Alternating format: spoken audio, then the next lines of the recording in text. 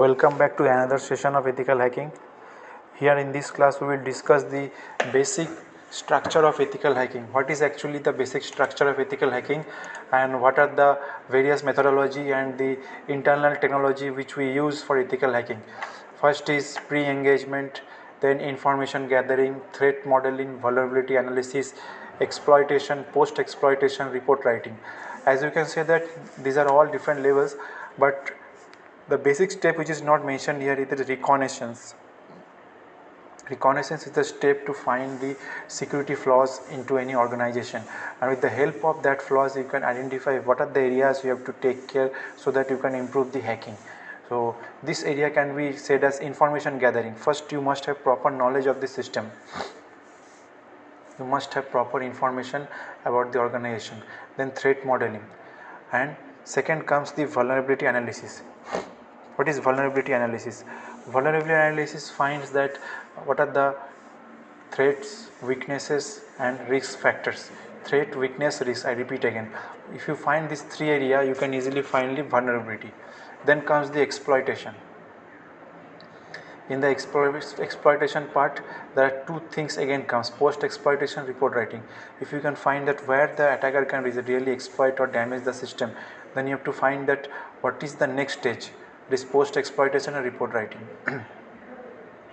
Now the next part comes legal permission. You must have a proper legal permission, you must have written permission, you must have non disclosure agreement which is known as NDA. Then penetration testing. Then again comes the main 5 to 6 layers of this ethical hacking. First is reconnaissance, scanning and enumeration, then gaining access, then maintaining access, then covering task. So reconnaissance is the step to find the security flaws, security glitches into a system. Then scanning and enumeration. Scanning and enumeration is a step where you need to scan the complete system and find the loopholes and flaws, whether that is really valid or that is just a risk, that is not at all a very much biggest threat for an organization. Then gaining access. Once they can identify the weakness area weak area into an organization, then they will easily find a way to gaining access into your system. Gaining access into system means they will get the computer data, other reliable things which you have stored in your computer without giving the password, because they have bypassed that layer. So that is gaining access, or you can say they have a control over your system by using some kind of spyware. Then next things comes is maintaining access, and last is the covering tracks. So again from reconnaissance there are many other objective comes as weaponization, delivery, exploitation, installation, command and control. So weaponization, as you can get an idea how you can attack a target, attack a victim machine. What are the tools? Here tools means not a particular real life weapon but a virus kind of weapon which will directly go into the system and tamper with the data. Next comes the delivery. Then exploitation, installation, command and control. So these are the very important things: exploitation, installation, command and control. And these are the very popular hardware tools which we use for hacking, that is this wire, cable, pen drive, other USB related things.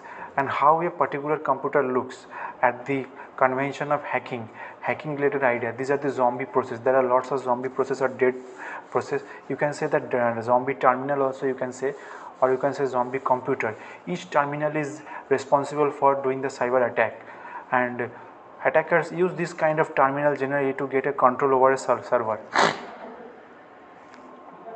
So this is zombie 1, zombie 2, zombie 3, zombie 4. This is the C2 server. An attacker exploits the machine using this. And next thing is building a penetration testing lab. So before knowing the practical things, we must have proper knowledge that how we can do the exact hacking, how to create a lab, because penetration testing lab is the fundamental requirement of doing any kind of hacking.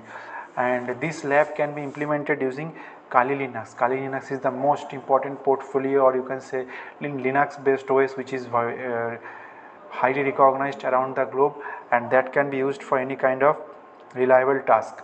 So here you can say hidden net, red team lab, pen test net, lots of other features are there that we will discuss in the next classes, how to install and how to implement and integrate this technology.